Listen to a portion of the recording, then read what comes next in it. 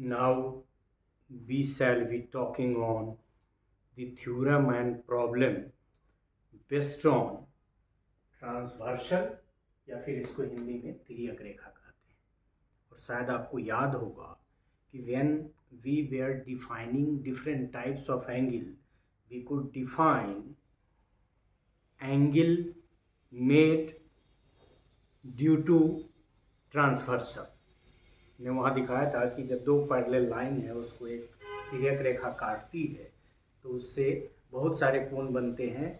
और उसमें हम लोगों ने वही कागज़ मेरे पास है जिससे हमने आप लोगों से बात की थी कि फिर पेयर ऑफ करस्पॉन्डिंग एंगल, हाँ, संगत कोण, और कौन कौन संगत कोण थे ये भी बताए थे। फिर अल्टरनेट इंटीरियर एंगल्स, और अभी आप देख सकते हैं कि वही हमको प्रूव भी करना है। Alternate exterior angles, pair of consecutive interior angles, और फिर इस पहले बताया कि एक्सटीरियर एंगल, इंटीरियर एंगल क्या होता है। फिर ये बताया कि उसमें करस्पॉन्डिंग एंगल कौन होगा। फिर ये बताया कि वैकल्पिक बाह्य कोण कौन होगा, वैकल्पिक आंतरिक कोण कौन होगा, संगत युग्म जिसकी बात हम लोगों ने की, करस्पॉन्डिंग एंगल। तो ये सारे कंसेप्ट आपको रिकॉल करने होंगे। और मैंने ज्योमेट्री पढ़ाने के क्रम में आपको कहा था कि the basic concept you have to keep in your mind. तो आप उसका एक अपना नोट्स या जो भी कहें, टीचर हैं तो भी और स्टूडेंट है तो भी बना के रखें। और एक ट्रांसवर्सल का फ़ोटो जैसे हमने बनाया था, पैरेलल लाइंस ट्रांसवर्सल, और बताया था कि इंटीरियर एंगल, फिर एक्सटीरियर एंगल, फिर इसमें कौन करस्पॉन्डिंग है, कौन कंसेक्यूटिव एंगल है, और फिर कौन अल्टरनेट एंगल है। ये सारे कंसेप्ट हम लोग कर चुके हैं और उसी से संबंधित ये हमारा थ्योरम है जिसको हम प्रूफ करेंगे। और ये थ्योरम भी भविष्य के किसी और थ्योरम के प्रूफ करने में हमको एक फार्मूला की तरह इस्तेमाल करना होगा इसका, या हम कर सकते हैं कि जब दो पैरेलल लाइन को एक तिर्यक रेखा काटती है तो बने हुए वैकल्पिक, जिसको हम अल्टरनेट इंटीरियर एंगल कहते हैं, वैकल्पिक आंतरिक कोण बराबर होते हैं। तो ये एक फार्मूला भी बाद में आपके लिए बन जाएगा। So let us try to understand the problem. As you can see, if a transversal intersect two straight lines, then alternate angles of each pair of interior angles are equal. तो हम लोग पहले एक फोटो बना लें, तो हम जगह लेंगे। ये लाइन हम लोगों ने कहा है, एक रेखा को हम लोग नाम दे दे, ऊपर वाले को ए और नीचे वाले को बी, सॉरी ए बी और सी बी, और एक तिर्यक रेखा जैसा कि हम लेते रहे हैं टी। तो छोटा बनाना मजबूरी है, बोर्ड का साइज और छोटा लिखना भी मजबूरी है। अब ये देख रहे हैं सब एंगल बन गया। अब इस सब को हम नाम दे दें 1 2 3 4 5 6 7 और 8। थोड़ा सा दूरी कम हो गई लेकिन you will be able to understand. अब देखें कि this is the figure, A B and C D are two straight lines and T transversal intersect this, and there are angles, there are 8 angles, and there are 4 interior angles। मतलब जो रेखा के भीतर angle बन रहा है वो सब interior आंतरिक कोण और ये सब बाह्य कोण। We have nothing to deal with these exterior angles, that is 1 2 7 and 8, but in the process of proving we shall be using these angles. So what we have to prove?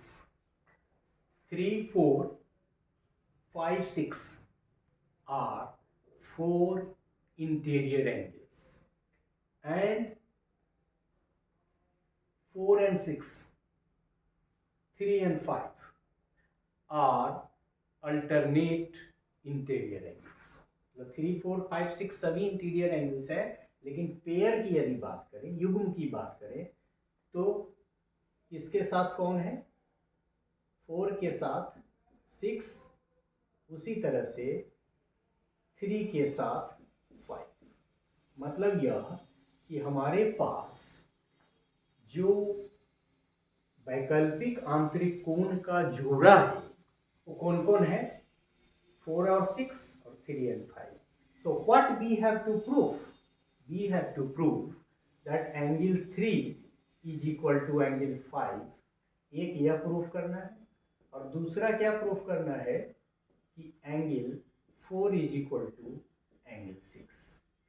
अब इसमें हम बहुत सारे फार्मूला का इस्तेमाल करेंगे, बहुत सारा क्या, 1-2 फार्मूले का इस्तेमाल करेंगे।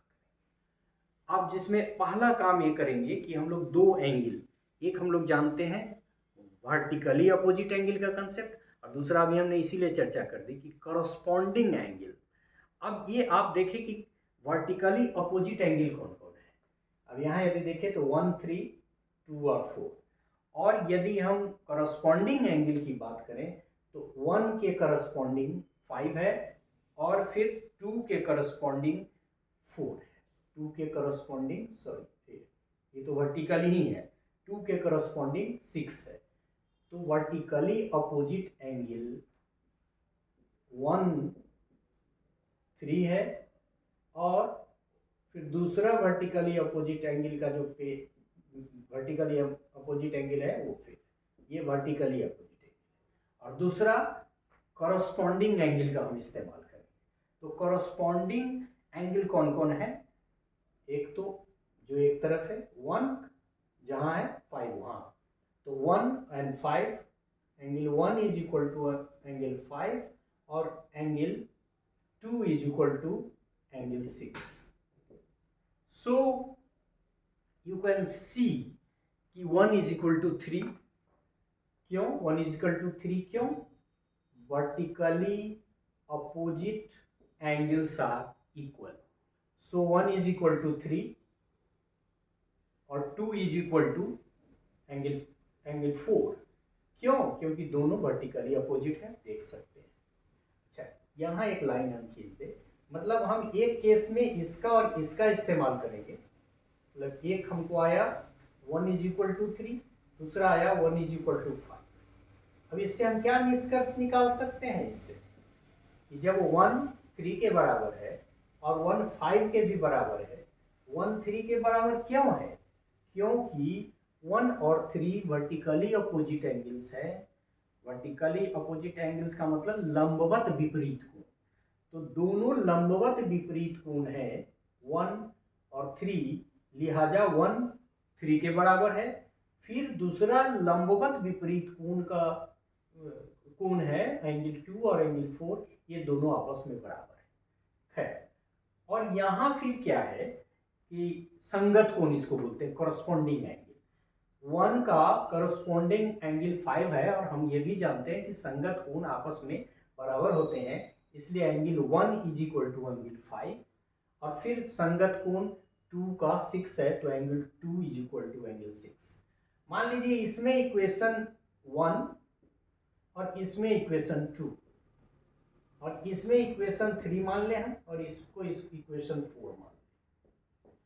तो 1 फ्रॉम 1 and 2 इक्वेशन बना दिया हमने। इक्वेशन 1 और 2 से क्या हम निकाल सकते हैं कि 1 3 के बराबर है और 1 5 के बराबर है। It means angle 3 is equal to angle 5।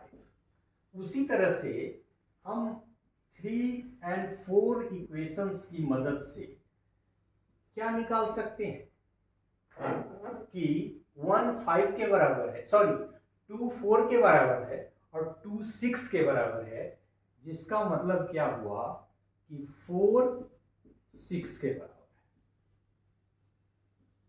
है। यही ना आपको प्रूफ करना था। आपको क्या प्रूफ करना था? देखिए एंगल 3 5 के बराबर है, एंगल 4 6 के बराबर है, और ये हमने आसानी से प्रूफ कर दिया।